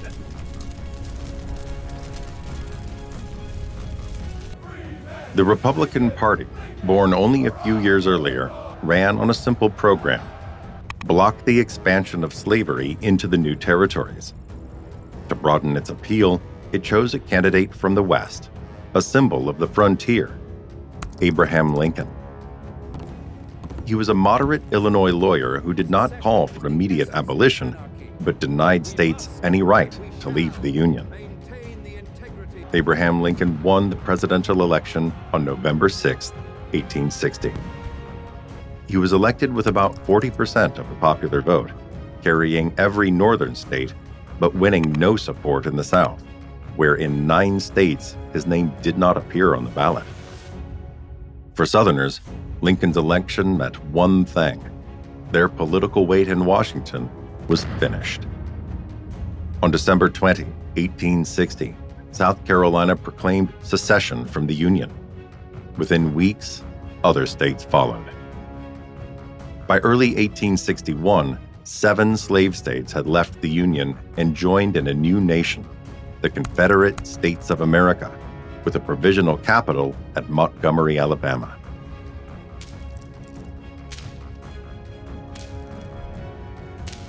On March 4, 1861, in Washington, Abraham Lincoln delivered his inaugural address as the new President of the United States.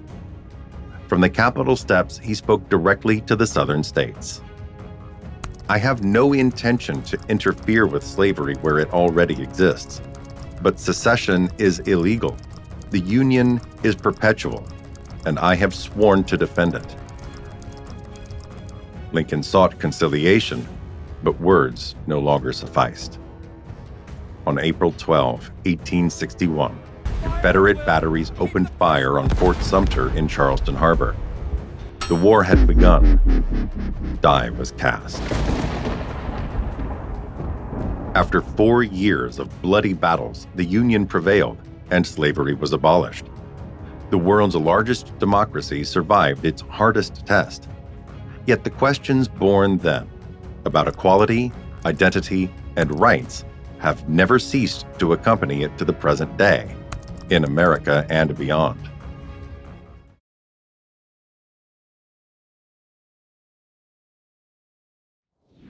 The American Civil War, spanning from 1861 to 1865, was a monumental conflict that reshaped the United States. Fought between the northern states, the Union, consisting of 23 states, and the 11 southern states that seceded to form the Confederacy, this war involved a vast scope of military engagements across more than 20 states. Throughout the conflict, there were over 10,000 battles and skirmishes recorded, including 54 decisive and major battles that significantly influenced the course of the war. The brutal encounters of the Civil War led to the deaths of approximately 620,000 to 850,000 soldiers, with about 360,000 Union and 260,000 Confederate troops among the fallen. Additionally, countless others were wounded, marking it as one of the deadliest conflicts in American history. Women also played a crucial, though often overlooked, role during the war, serving as nurses, aides, and occasionally in combat. Their involvement was vital to the logistical support of the armies and in direct action, contributing significantly under extraordinarily challenging conditions. In 1861, as America teetered on the brink of civil war, states and territories were sharply divided by their stances on slavery and allegiance. Before April 15, southern states like South Carolina, Mississippi, Florida, Alabama, Georgia, Louisiana, and Texas swiftly seceded, forming the core of the Confederacy in a defiant stand for slavery. Following the attack on Fort Sumter and President Lincoln's subsequent call for troops, Virginia, Arkansas, Tennessee, and North Carolina also joined the Confederacy, deepening the national divide. Meanwhile, the border states, Kentucky, Missouri, Maryland, and Delaware, remained in the Union despite permitting slavery. Notably, Kentucky and Missouri were battlegrounds of loyalty, each hosting competing Unionist and Confederate governments, reflecting the intense local divisions. To the north, states such as New York, Pennsylvania, and Ohio, where slavery was abolished, became strongholds of Union support, rallying resources and manpower to the cause. In the territories, the question of slavery was equally contentious.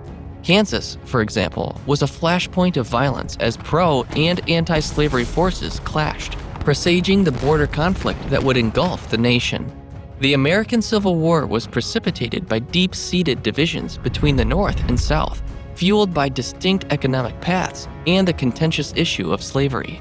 The industrial North advocated for proactive tariffs and fostered a burgeoning abolitionist movement that challenged the morality and economics of slavery. In contrast, the agrarian South depended heavily on slavery for its cotton-dominated economy and resisted any threats to its continuation. Key political efforts aimed to maintain a delicate balance between free and slave states. The Missouri Compromise of 1820 allowed for the admission of Missouri as a slave state and Maine as a free state, establishing a line, the 3630 parallel, north of which slavery was prohibited in future territories. However, these measures only offered temporary relief. The Compromise of 1850 attempted to address issues arising from newly acquired territories following the Mexican-American War by allowing states to decide on slavery through popular sovereignty. This principle was extended by the Kansas-Nebraska Act of 1854, which overturned the Missouri Compromise by allowing residents of Kansas and Nebraska territories to determine the legality of slavery themselves. This act led to Bleeding Kansas, where violent clashes between pro-slavery and anti-slavery settlers underscored the profound failures of political compromises to address the moral and social issues surrounding slavery. The election of Abraham Lincoln in 1860, representing the anti-slavery Republican Party, was the final straw for the southern states, prompting secession and setting the stage for war. The year 1861 marked the explosive beginning of the American Civil War. As tensions over slavery and states' rights peaked, a group of southern states declared their secession from the Union. In February, they formed the Confederate States of America and established a provisional government led by President Jefferson Davis. The conflict ignited on April 12th when Confederate forces attacked Fort Sumter in South Carolina. After a 34-hour bombardment, the Union garrison surrendered, marking the first military engagement of the war. This attack unified the North and prompted President Abraham Lincoln to call for 75,000 volunteers, signaling the start of large-scale mobilization across the North and the remaining loyal southern states. On April 15th, Virginia, Arkansas, Tennessee, and North Carolina joined the Confederate cause, significantly bolstering its military and strategic position. The Confederate capital was moved from Montgomery, Alabama, to Richmond, Virginia, on May 29th, making it a crucial target for Union attacks. The first major battle of the war, the First Battle of Bull Run, occurred near Manassas, Virginia on July 21st, ending in a Confederate victory and underscoring the war's potential length and intensity. Additionally, President Lincoln initiated the Anaconda Plan, a naval blockade designed to strangle the Southern economy by cutting off its trade routes, starting in April 1861. The war escalated dramatically in 1862. Early in the year, the Second Battle of Bull Run, also known as the Second Battle of Manassas, occurred on August 20 through 30, reinforcing the harsh reality of a prolonged conflict. This battle marked another Confederate victory on the same grounds where the first major battle had occurred, indicating that the Confederacy was initially gaining the upper hand. The Battle of Shiloh, fought on April 6 through 7 in the Western Theater, further illustrated this trend with some of the fiercest fighting to date, significantly influencing the control of the Mississippi River and underscoring the Confederates' strong defensive strategies and effective leadership.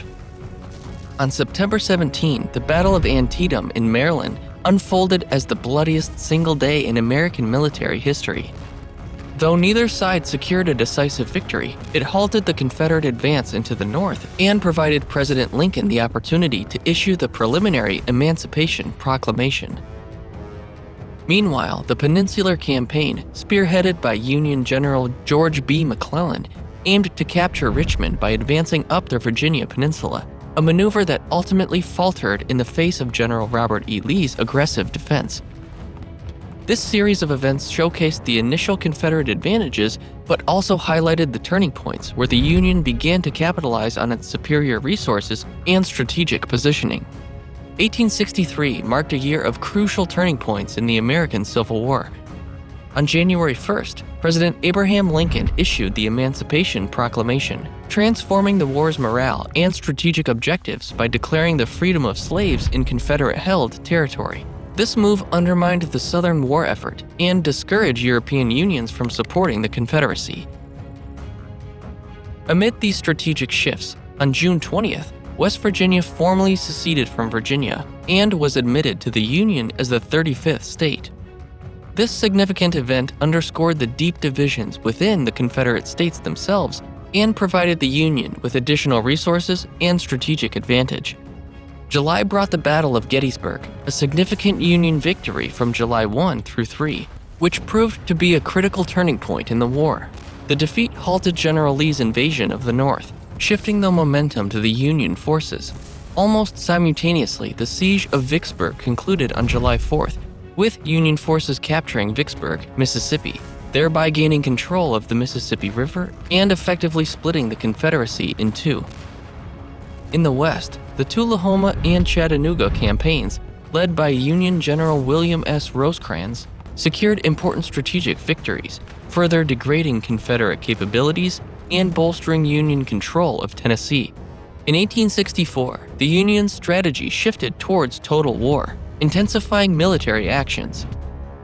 General Ulysses S. Grant's Overland Campaign featured a relentless series of battles across Virginia, including significant confrontations at the Wilderness, Spotsylvania, and Cold Harbor, leading to the prolonged siege of Petersburg. These engagements were marked by heavy casualties and a persistent strategy to wear down Confederate forces. Concurrently, General William Tecumseh Sherman advanced his Atlanta campaign, securing the city in September, a critical Confederate resource center. He then launched his March to the Sea, devastating Georgia's infrastructure and economy with his scorched earth tactics, profoundly impacting Confederate morale. Additionally, the Union tightened naval blockades, severely restricting Confederate trade and supply lines, further crippling their economy. The year also reaffirmed Union resolve with President Abraham Lincoln's re-election, endorsing his policies of abolition and unyielding warfare.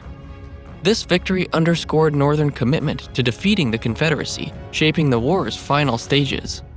In 1865, the Civil War reached its climactic conclusion. Early in the year, the Carolina Campaign saw Union forces under General William T. Sherman march through the Carolinas.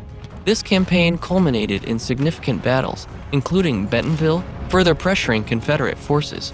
Subsequently, the siege and fall of Petersburg and Richmond in early April marked the disintegration of Confederate defenses, leading directly to the evacuation of the Confederate capital.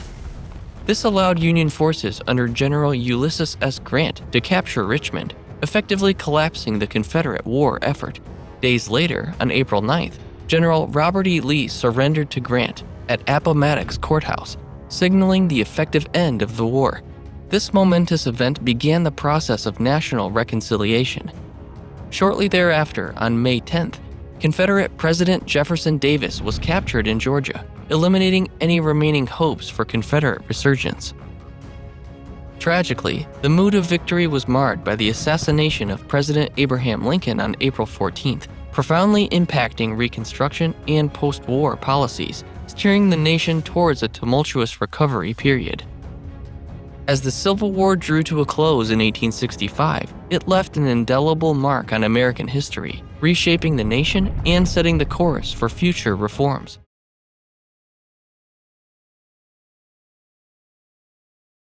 The story of how the United States expanded from its original 13 colonies to its present 50 states is a compelling saga of exploration, conflict, and the relentless pursuit of manifest destiny.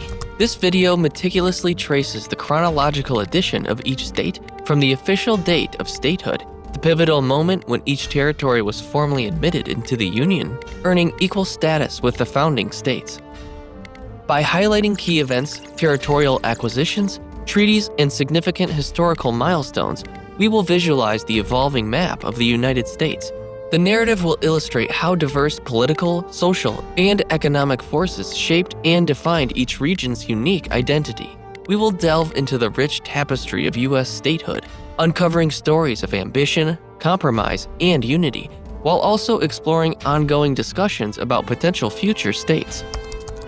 The United States declared its independence on July 4, 1776, with the adoption of the Declaration of Independence by the Second Continental Congress. This document, primarily authored by Thomas Jefferson, announced the separation of the 13 American colonies from Great Britain, forming an independent nation. The recognition of U.S. independence was officially confirmed with the signing of the Treaty of Paris on September 3, 1783. Which ended the American Revolutionary War. In 1783, the primary states were the original 13 colonies that had declared independence and subsequently formed the United States. These states included Delaware, Pennsylvania, New Jersey, Georgia, Connecticut, Massachusetts, Maryland, South Carolina, New Hampshire, Virginia, New York, North Carolina, and Rhode Island. These states operated under the Articles of Confederation, the first governing document of the United States, before the ratification of the U.S. Constitution in 1788. The Articles of Confederation proved to be a weak system of government, leading to the Constitutional Convention in 1787, where the U.S. Constitution was drafted. Ratified in 1788, the Constitution established a stronger federal government with separate executive, legislative, and judicial branches. The Bill of Rights, comprising the first 10 amendments, was added in 1791, guaranteeing fundamental rights and freedoms. These fundamental documents and subsequent amendments had been crucial in shaping the nation's governance and legal framework, ensuring a balance of power and protection of individual liberties. The early 19th century marked significant growth for the United States. Vermont became the first state added beyond the original colonies in 1791, following its independence as a republic and resolving disputes with New York. Kentucky joined in 1792, separating from Virginia due to governance challenges and frontier aspirations. Tennessee's statehood in 1796 signaled westward expansion beyond the Appalachian Mountains. Ohio's admission in 1803, facilitated by the Northwest Ordinance of 1787, set a precedent for orderly territorial expansion. The Louisiana Purchase in 1803, which doubled the nation's size, led to Louisiana becoming a state in 1812, the first significant addition beyond the original colonial borders. Indiana, admitted in 1816, reflected westward migration and agricultural promise. Mississippi became a state in 1817, emerging from the Mississippi Territory during the cotton boom. Illinois joined the Union in 1818, driven by rich prairies and agricultural potential. Alabama followed in 1819, expanding the plantation economy and cotton farming. The Missouri Compromise of 1820 was a crucial moment in the balance of power between free and slave states. It resulted in Maine's admission as a free state to counter Missouri's entry as a slave state, underscoring the nation's growing sectional tensions.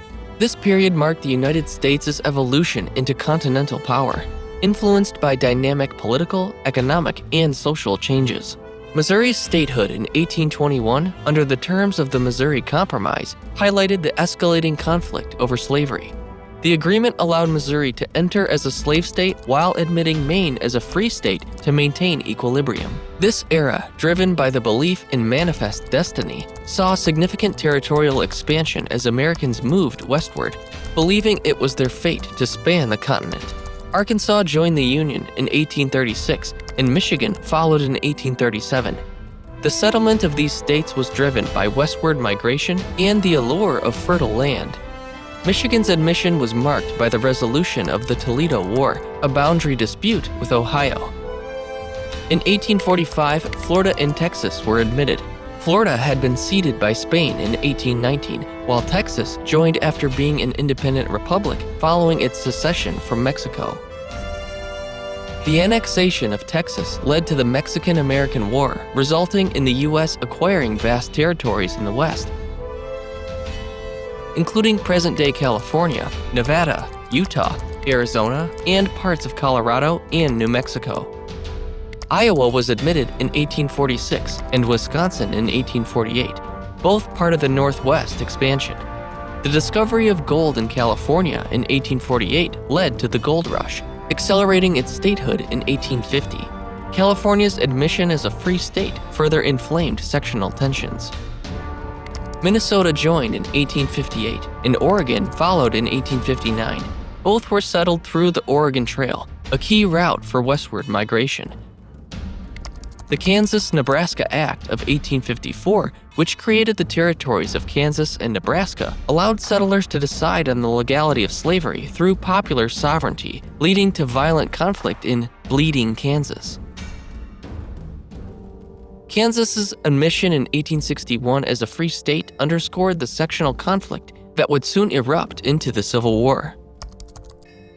The admission of Kansas in 1861 as a free state highlighted the intense sectional conflict that soon erupted into the Civil War.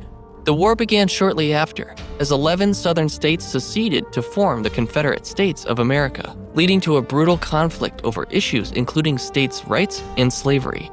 Amidst this turmoil, West Virginia separated from Virginia in 1863, joining the Union as a new state loyal to the federal government. Nevada's statehood in 1864 was strategically significant, providing the Union with vital resources and political support. Post-war, the Reconstruction era focused on integrating the southern states back into the Union and addressing the legal status and rights of freed slaves. Nebraska's admission in 1867 marked the end of this tumultuous period, symbolizing the nation's commitment to rebuilding and expanding. This era, defined by both conflict and rebuilding, reshaped the United States and set the stage for its modern development. In 1867, the United States purchased Alaska from Russia for $7.2 million. Known initially as Seward's Folly, it became an important strategic and resource-rich region. As the United States emerged from the Civil War and Reconstruction, the late 19th century heralded a period of significant growth and development known as the Continental expansion. Colorado, admitted as the 38th state in 1876, marked the beginning of this era, known as the Centennial State because it achieved statehood during the 100th anniversary of the Declaration of Independence. Colorado's admission was driven by its booming mining industry. The Dakota Territory was divided, and both North Dakota and South Dakota were admitted on November 2, 1889. This move was strategically significant, balancing political power between free and slave states even in this era. The rapid settlement and agricultural development in the region facilitated their statehood. Montana followed shortly after on November 8, 1889. Its vast plains and mountainous regions were attractive for mining and ranching, contributing to its swift transition from territory to state. Washington was admitted just a few days later on November 11, 1889. The Pacific Northwest's growing population and economic potential, particularly in timber and fishing industries, supported its statehood. Idaho, with its rich mining resources, became the 43rd state on July 3, 1890. Wyoming joined the Union in July 10, 1890, and was notably the first state to grant women the right to vote, earning its nickname, the equality state. Utah's path to statehood was unique due to the significant influence of the Mormon Church and its practice of polygamy, which delayed its admission. However, after the church officially renounced polygamy, Utah was admitted on January 4, 1896.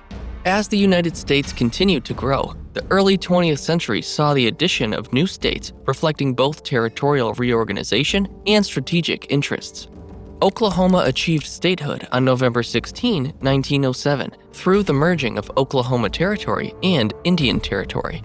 This marked a significant step in integrating Native American lands into the Union, albeit through complex and often contentious processes. New Mexico and Arizona followed in quick succession, with New Mexico becoming the 47th state on January 6, 1912, and Arizona the 48th on February 14, 1912. Their admissions completed the contiguous United States, symbolizing the nation's manifest destiny of spanning from coast to coast. Alaska, purchased from Russia in 1867, was initially seen as a barren wasteland.